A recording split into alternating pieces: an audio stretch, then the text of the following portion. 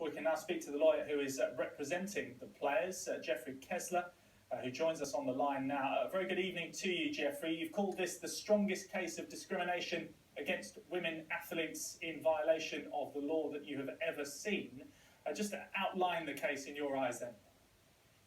Certainly, and good evening. So here in the States, as your listeners may know, the women's team is far more successful than the men's team. In fact, last year they generated at least a $16 million profit for United States Soccer, while the men's team caused United States Soccer a more than $2 million loss. Despite that fact, the women have been paid somewhere between 40% and 72% of what the men get paid. And in this country, that's illegal. And we think that's what our agency, the Equal Economic Opportunity Commission, is going to find. And we expect that United States Soccer will have to comply with the law going forward. Obviously, this seems as if it's been coming for quite some time, but we were joined by our chief news reporter earlier on, Kaveh Solokol, and he was outlining in figures the disparity that you touched on there. And when the men went out in the last 16 of the World Cup, they still received £6 million. The women who won it only received £1.4 million. Is it just simply the case that US soccer need to come up to standards now and do this very, very soon? Yes. I mean, this is an issue of equality. It's an issue of respect. It's similar to the fight that the women tennis players had to go through when they were struggling, among other things, to get equal prize money in Wimbledon. But it is just not an acceptable situation in 2016. If it was 1816, it might be different, but we're in a different world today.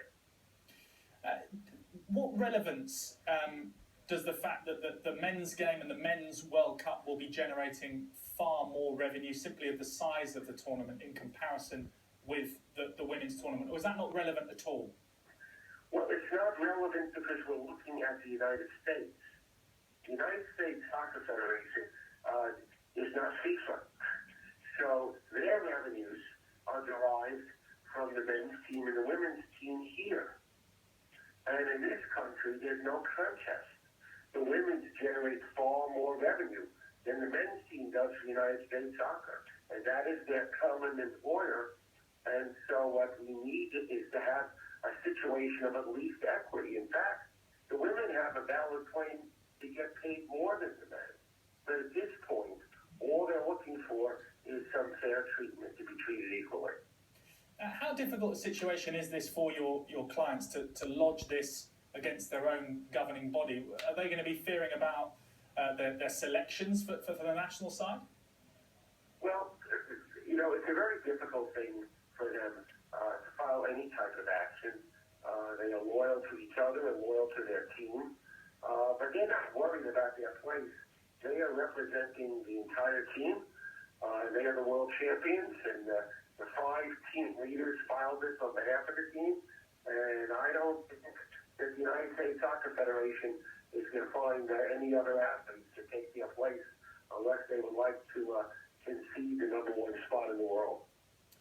US Soccer have said that they're disappointed and they claim to be a world leader in women's soccer. Do you agree in part with that or not? Oh, I'm sure they're disappointed. And the women are a world leader in women's soccer. That is for sure. But the United States Soccer has done very little in the way of leadership for these women. And this has been a situation that's gone on for many, many years. And it's because of that discrimination that the women took this action. I also should note that all the women on the team feel this is more than an issue about just soccer or really just about sport or football, as you call it. It's about the whole basic concept of equality. And they feel, given the attention they have, to no really for women everywhere in making this point and seeking this type of equity. Obviously, because this is a legal process, it might be a bit churlish for me to equate it in percentages, but presumably you're confident of success. Yes, I would say that we are confident of success. That's fair. And how big a set of implications do you think this could have on not only the US if you are successful, but globally as well? Well, we hope it'll have implications elsewhere. We're going to be seeking the support of sponsors.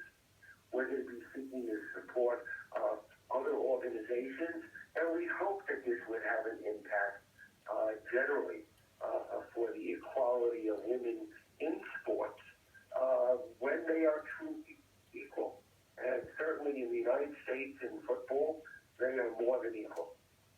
Jeffrey Kessler, we appreciate your time this evening. Thank you. Thank you very much.